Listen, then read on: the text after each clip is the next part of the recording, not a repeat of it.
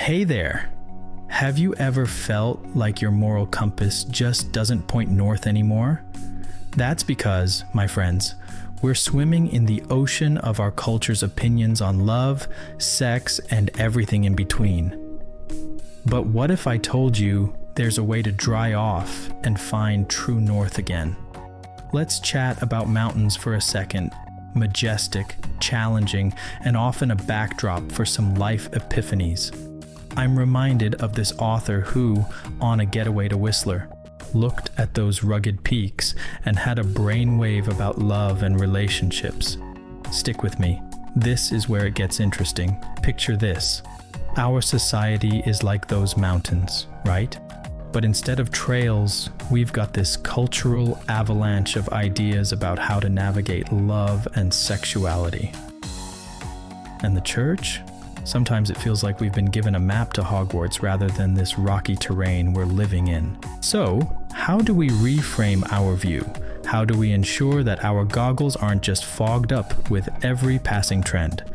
First up, let's talk about where we're getting our cues from. There's a scripture that's often glossed over, but boy does it pack a punch. Do not conform to the pattern of this world, but be transformed by the renewing of your mind. Romans 12:2. Renewing our minds sounds like a great first step in cleaning those goggles, doesn't it? But there's more. It's not just about personal vigilance, it's about community. About church leaders rolling up their sleeves and diving deep into these murky waters with us. The Bible isn't shy about this. It speaks of bearing each other's burdens, of confessing sins and praying for one another. Galatians 6:2, James 5:16. Here's the real kicker. We're not just individuals. We're intricately connected. We're designed for relationships that are about more than fleeting pleasures.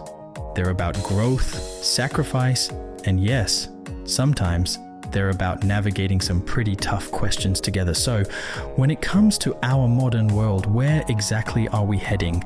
Are we skiing off the marked trails? It seems like we might be. We've got these stats showing that even within the church, we're fumbling in the dark, trying to live out a pure and faithful life while being silently influenced by everything around us. But wait, before you click away, here's a glimmer of hope. Remember those Whistler slopes? They were untamed once, but now they're a place where people from all over the world come to find adventure. What changed? Vision. We've got a vision too. It's nestled in the gospel, and it's about relationships built on solid scriptural foundation, not just the shifting sands of culture. Imagine communities where authenticity is the norm, where the complex interplay of modern life and faith is not just acknowledged but met head-on with grace and truth. Alright, I'm not just here to talk at you, I'm here to invite you on this adventure. It's about rediscovering a faith that informs our deepest desires and directs our most intimate relationships. This is where we reclaim the vision that culture has tried to blur, where we align our hearts with a narrative that's about something bigger, something eternal. Before we part ways, remember this: the lens through which we view the world needs a good clean, and sometimes that cleaning comes from the inside out. It's about realigning our focus with a biblical worldview, about letting the light of the gospel shine through to illuminate the path ahead. So here's to clarity, to conversation, and to a community that's all about that crystal clear vision. If this resonates with you, if you're all in for redefining the narrative and recharting the course, hit that subscribe button, share this video, and drop a comment below on how you think culture and trends have impacted our views and values.